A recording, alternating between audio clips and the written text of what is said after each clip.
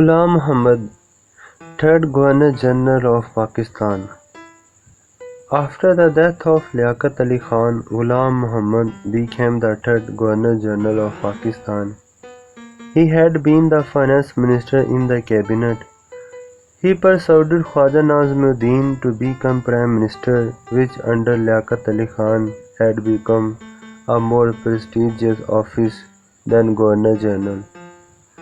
Ghulam Muhammad was the first of a number of major political figures in Pakistan who had risen from amongst the civil service to high office.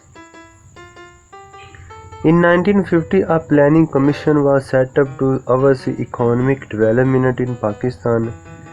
In 1951, it launched a 6-year plan for Pakistan covering agriculture, fuel and power, industry and mining, transport and communications, and social uplift schemes.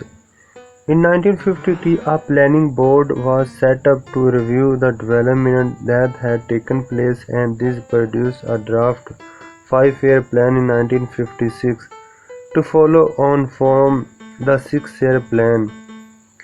Both these schemes played a major part to help bring about the economic development in Pakistan.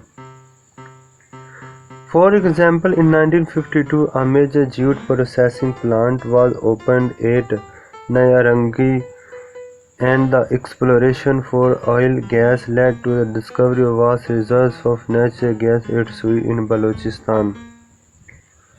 However, these were not easy times for the people of Pakistan. From 1951 to 1953, there was a severe drought in Pakistan. This affected food production, and in February 1953, severe food shortages led to rioting in most cities throughout Pakistan. The government was not well placed to deal with these shortages. During the Korean War, there had been increased demand for Pakistan's jute and cotton to supply the thousands of soldiers involved in the fighting, but by 1953, demand had declined. This meant that Pakistan was making less money just when it needed to buy more foodstuffs. In April, the USA agreed to donate 1 million tons of wheat to Pakistan to overcome the food crisis.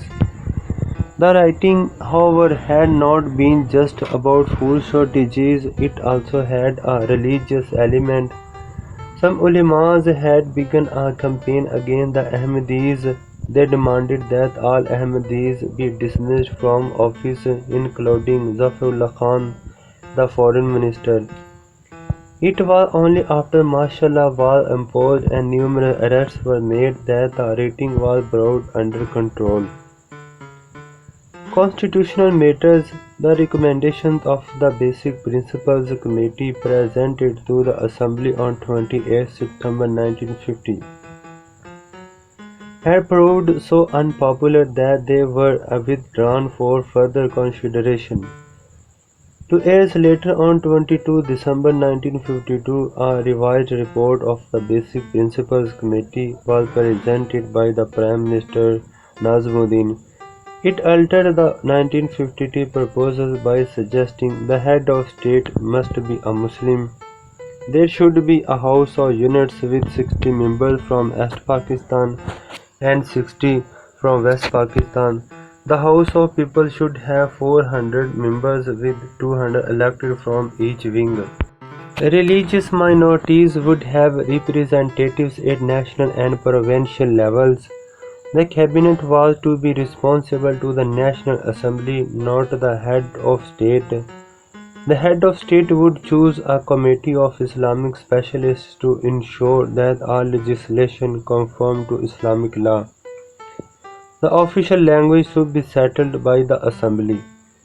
These proposals also met with criticism, so Nazimuddin said they would undergo further discussion.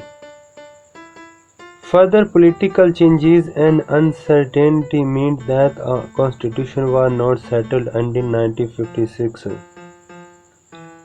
When Major General Sikandar Mirza was in power, as yet Pakistan had no official language, although Urdu had been suggested under the Qaid and had much government support. It was an issue that so many people felt strongly about that it would be hard to resolve without further unrest. The Bengalis of East Pakistan were particularly opposed to this use. Consequently, no progress was made on this issue.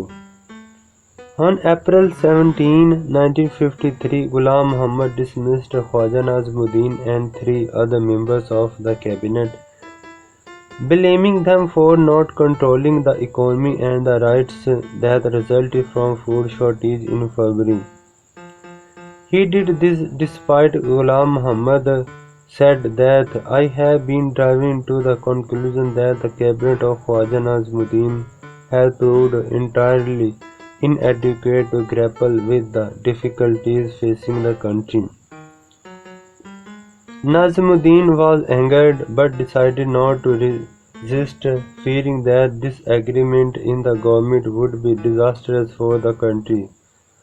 The new cabinet had 8 old members and 3 new ones, including new Prime Minister Muhammad Ali Bogra, who had been the acting ambassador to the USA. Bogra wanted as much foreign aid as possible to boost Pakistan's economy. April 1953, the US, Canada and Australia agreed to send Pakistan 1,000,000 tons of wheat, which helped to calm fears of famine and that had sparked the riots. It was also Bogra who set up the planning board to produce a 5-year plan that would hopefully avoid further food shortages. He also worked out a regional agreement called the Central Treaty Organization. Part of this involved Western aid for Pakistan, in terms of both money supplies and the help of various industry experts. The social and economic problems that Pakistan faced, coupled with Ghulam Muhammad's desire to maintain the power of the position of Governor General, meant that there was a little progress in getting agreement on the new constitution. Instead, Ghulam Muhammad hoped to dominate Bogra to maintain his own power. But Bogra did not turn out to be quite as compliant with Ghulam Muhammad as hoped.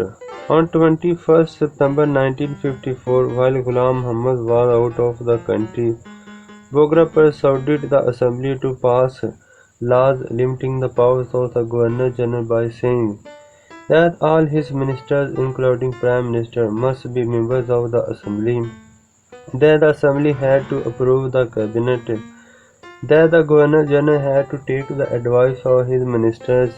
This was an attempt by the assembly to weaken the powers of the Governor General and increase its own powers.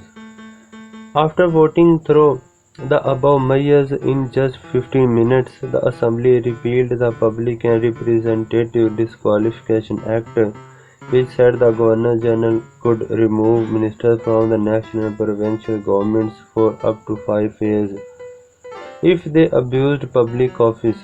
Then the Assembly adjourned for a month to discuss a new draft constitution.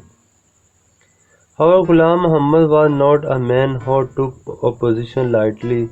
He waited until Bogra was out of the country during the following week and then struck back. He declared a state of emergency and then dissolved the assembly. He made a statement saying, the Governor General, having considered the political crisis with which the country is faced, had decided to declare a state of emergency. The Constituent Assembly, as at present constituted, has lost the confidence of the people and can no longer function. Until such time as elections are held, the administration of the country will be carried out by a constituted cabinet. Ghulam Muhammad then chose a new cabinet. Having resisted his authority, he reappointed Bogra as Prime Minister but selected 5 ministers of cabinet who were not members of the assembly. This included the Commander-in-Chief of Army General Ayub Khan. Maulvi Tamizuddin, the Speaker of the dissolved assembly, contested the dissolution in the Sindh High Court, saying that the dissolution had been illegal. and that non-assembly members should not be appointed in the cabinet. In February 1955, the court ruled in favor of Maulvi Tamizuddin. Ghulam Muhammad appealed to the federal court against this judgment.